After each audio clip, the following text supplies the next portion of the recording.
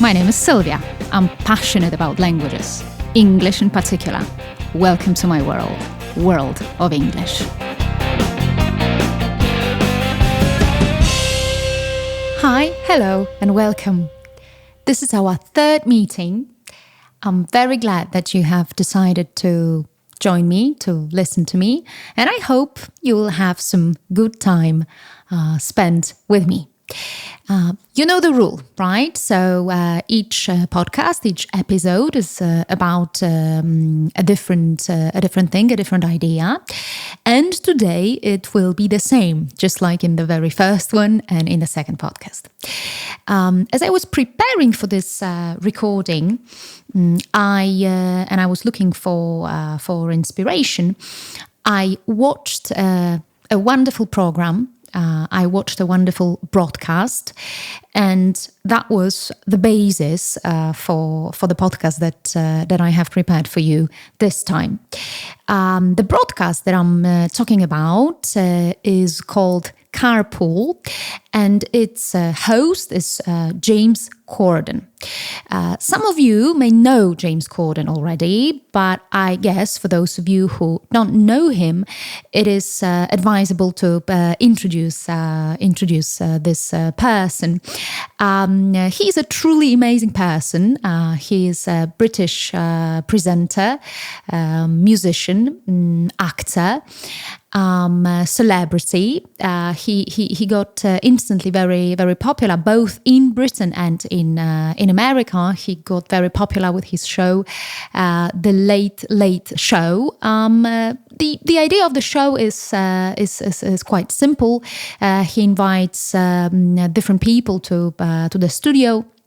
Actors, musicians, celebrities, and conducts wonderful interviews, very funny, bright, intelligent. So it is a great thing to watch and listen to. His recent idea is called Carpool. I have already mentioned this name of the program, and again, possibly there are some of you who know the program, who know the idea of the program, but there are those who need a little bit of explanation. I will start by saying what the very word carpool means. Carpool as the verb means to go to work most often, so that is to commute, with some other people in one car, and in this way you share the cost of driving. It is very popular in Britain. Ideally, the driver also changes. So one week there is one person. Another week there is another person. The third week there is the third passenger, and people really enjoy it. It is great fun because you not only share the cost of driving, but you also spend some great time in good company, going to work or coming back. Of course, James Corden is not commuting to work with his friends or colleagues from work. He has come up with a very great idea of a program where he invites to his car people, but they are not just regular people. They are the well-known persons. They are the actors, musicians, celebrities. People from covers of the magazines, and that is what happened this time. So he invited a great person to his car for driving, and this great person was Sir Paul McCartney.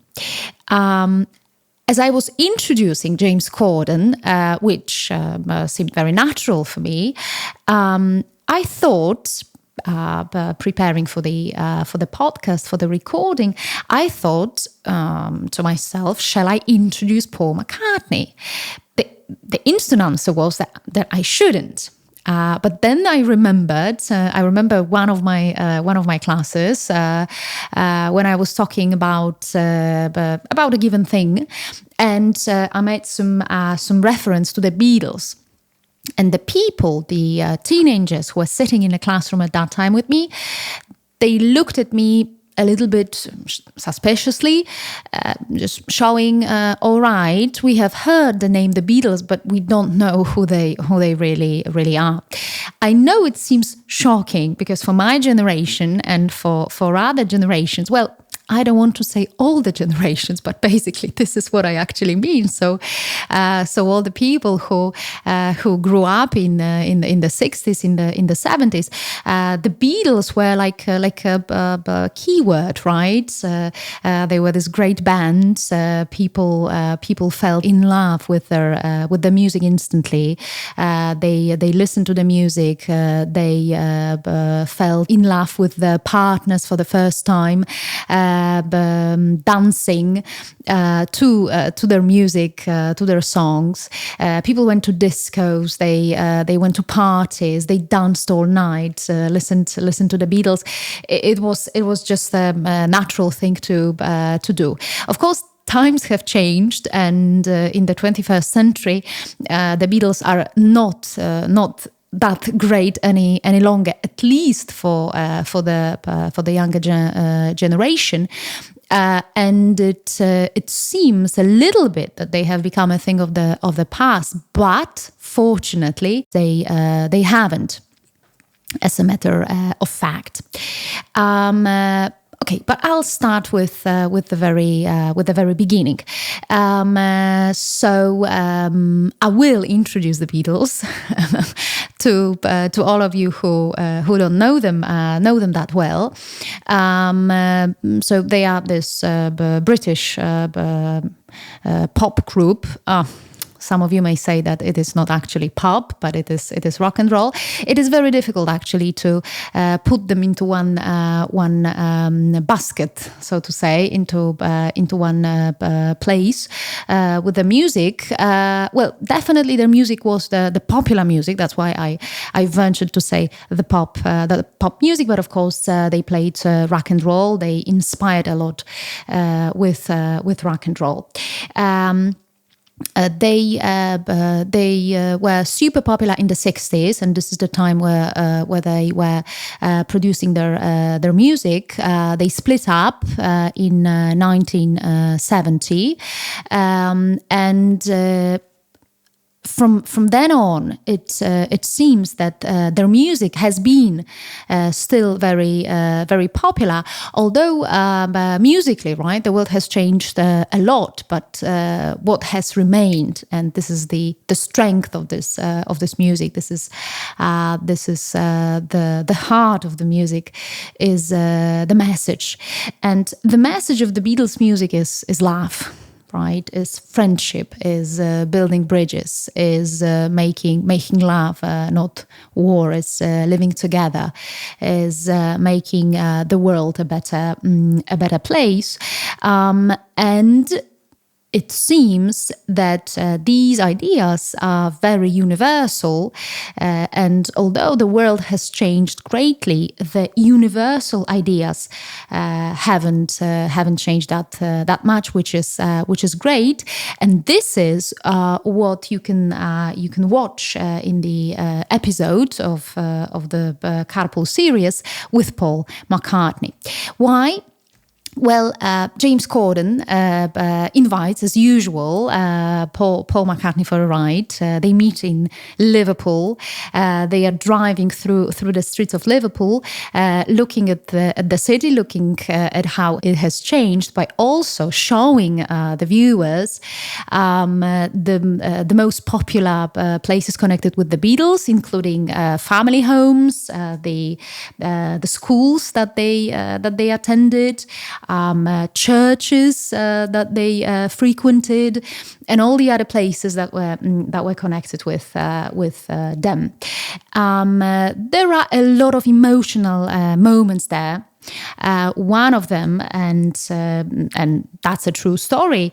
One of them was super emotional for the host, for James, because he simply started to cry. Maybe not very hysterically, but yes, he shed a tear or two because they were talking about this song, "Let It Be." Everybody, well, all of you who know the song, they know what I'm talking about.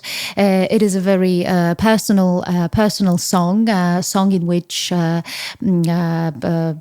Paul McCartney sings about coming to terms with reality, with the fate, with what is going on around in your life or in the world, and Paul McCartney was talking about the beginnings of this song, the origins of this song, and as a matter of fact, it was written on the basis of a dream that Paul had. He was dreaming about his late mother. Unfortunately, he lost his mother very early as a young boy, and he was dreaming that his mother came to him and said that everything would be all right, that he shouldn't worry, that he will be fine, and so he shouldn't worry. Just let it be, right? Just live and enjoy the life and enjoy the world. Very emotional moment. James Corden mentioned at that time that it also brings back memories of his grandfather, because his grandfather and his father, they were the two people who showed the Beatles music to him, and the Beatles music was connected, or is connected for him with his childhood, with his great memories of his grandfather, with his happiest moments. And this is what happens very often. This is how people think about the Beatles music. They associate this music with some great events in their lives, with growing up, with the best moments of their teenage years, with some great loves of theirs, parties, best friends, and the message of the Beatles music is truly fantastic here. Enough of these emotional ideas, and now we'll move on to the trip, because this interview is also a trip. As I said, James Corden takes Paul McCartney for a ride, and they are driving through the streets of Liverpool. Paul is showing different places of his childhood, of his teenage years, and they also go to his family house.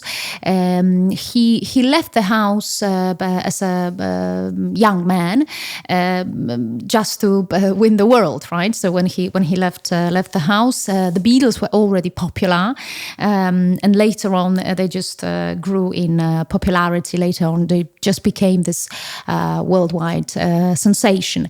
For the Beatles fan, and I hope that there are some Beatles fans who are listening to me, for those of you who perhaps don't know, or perhaps would like to go to Liverpool and check for themselves, the family house of Paul McCartney and also John Lennon, they are museums. They are national museums. You can go there, of course, buy a ticket, and there is this host who will guide you through, who will show you the great places of the house. So the whole interiors of the house are intact. So that means that they were kept in the same way as they were in the 60s, when the Beatles were living there, and so when you enter the room, you feel as if the time stopped, simply, right? Because you enter the house from the past. This is a very great adventure, a very great experience, and I can tell you this because I was the lucky one to visit these houses, both both Paul McCartney's and John Lennon's. Really a unique experience. Anyone who is in Liverpool and would like to follow the steps of the Beatles, walk down their paths in Liverpool, they should go and see this. What is also fantastic about the program that I'm talking about is the sense of humor, is the English. So here come to the very core of the matter.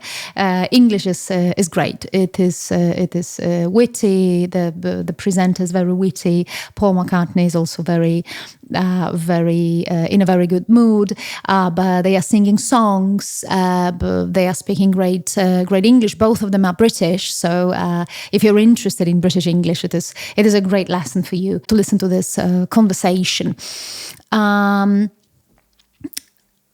As a matter of fact, I've got this question. I was thinking about if the Beatles are still that much popular, and I would like you to tell me if this is so. For me, they are this great band. I also associate their music with one of my best years, with my teenage years, with some greatest moment in life. I wonder if you agree with me. I wonder what your musical tastes are. As I said, the world has changed much, but in my opinion, what the Beatles have to offer, the message that they are conveying to the world is very universal. And although their songs they seem right to be quite simple and light, they are also musically complex. At least in the second part of their creation, because I guess you can divide their creation into two stages, right? So the first stage was this pop stage, yes, for popular audience, when they got enormous popularity, but like everybody knew them, right? Everybody in Britain, in Europe, of course, in America, which was quite shocking when they went to America and they saw all the crowds at the airport and all the crowds who came to their concerts. So that was the time where when they gained enormous popularity, but later on they resigned from playing concerts, and they resigned from playing concerts because simply that was impossible for them to play good music. I mean, they couldn't hear themselves. They were unable to listen to what they were singing about, because the crowds, the audiences that came to the concerts, they were making so much noise that the concerts became actually some acts of circus rather than some musical experience. And so they decided later on that they wouldn't like to play any concerts anymore, and they just went to the recording studio and they recorded their albums. And in the second stage of the musical creation, they became a little bit more revolutionary. They were looking for some new solutions, and there is this saying popularized by the producer Steve Martin, a great figure, that if there was a sound they couldn't find, they would look for it under the desk or in the closet. So we have to remember that technology at that time wasn't that advanced as it is now. So producing some sounds wasn't that easy, right? Now when we enter a recording studio, we have many more opportunities. It is much easier, right, to just press the button and try out different varieties, try out different sounds. At that time, it wasn't. It was real mastery to produce that kind of music. I hope you agree with me, or actually, I wonder if you agree with me. That is what is very close to my heart. Yes, so the Beatles are very close to my heart. I wonder what kind of music you like, what kind of music you listen to, whether you like the radio, whether you listen to music on your iPods, and what kind of music is your choice. I would like to thank you for joining me, for being with me today again. And as always, I hope you have learned some new expressions. I hope you have learned something new about the Beatles, for instance. And I hope you will come back next time. Goodbye.